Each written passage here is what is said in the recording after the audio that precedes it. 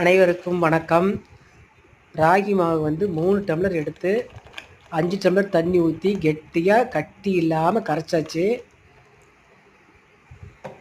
இந்த குக்கர் பாத்திரத்தில் வந்து 6 டம்ளர் தண்ணி ஊற்றி தண்ணி நல்லா கொதித்த உடனே கரைச்ச மாவு அதில் ஊற்றி 10 நிமிஷம் நல்லா கிளறணுங்க. கெட்டி ஆயிடுச்சு பாருங்கள்.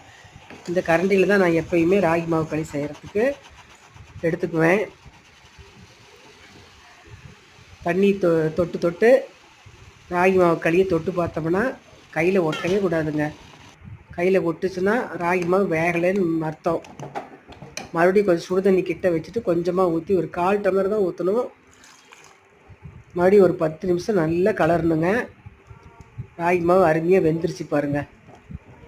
1/2 மணி நேரம் ஆகும். கண்டிப்பாக களி செய்கிறதுக்கு 1/2 மணி நேரம் ஆகும்.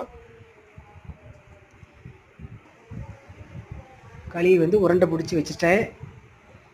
அருமையாக வெந்துருச்சு. கையில் தண்ணி தொட்டு பார்த்துட்டு களியை தொட்டு பார்த்தோம்னா கையில் வந்து ஒட்டவே இல்லைங்க. அருமையாக வெந்துருச்சு களி. களி தொட்டுக்கிறதுக்கு கடலக்கொட்டை சட்னி அரைச்சா சூப்பராக இருக்கும்.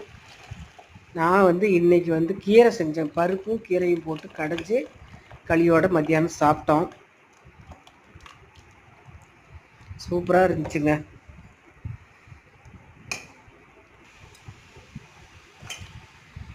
நீங்களும் வாரம் 1 நாள் வாரம் 2 நாள் கண்டிப்பாக களி செஞ்சு சாப்பிடுங்க. சின்ன பசங்க பிள்ளைங்கள்லாம் இருந்தாங்கன்னா களி செஞ்சு கொடுத்து பழக்கி விட்ருங்க. இப்பயே கொடுத்து பழக்கி விட்ருங்க. உடம்புக்கு ரொம்ப நல்லது. ஒரு வேளை சாப்பிட்டா போதும். மத்தியானத்தில் ஒரு வேளை சாப்பிட்டா போதுங்க.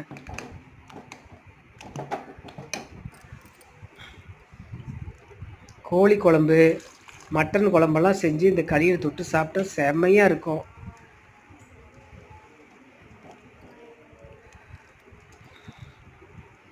என்னுடைய வீடியோ பார்க்குறீங்க, சப்ஸ்கிரைப் பண்ணிட்டு பாருங்கள்.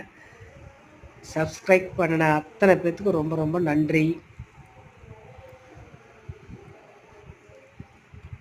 நான் இந்த மெத்தட் தாங்க அடிக்கடி செஞ்சுருவேன் ராகி மாவு களி. தேங்க்யூ.